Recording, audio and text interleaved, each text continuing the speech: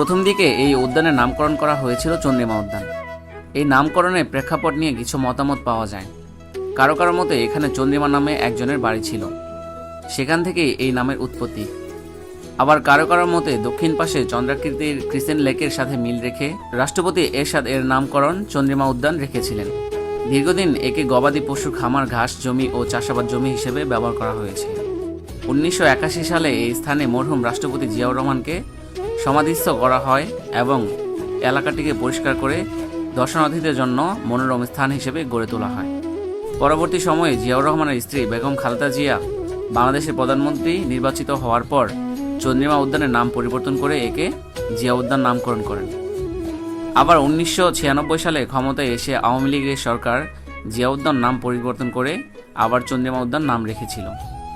পরে বিএনপি ক্ষমতায় এসে সেটার নাম পরিবর্তন করে জিয়া উদ্যান নাম রাখে।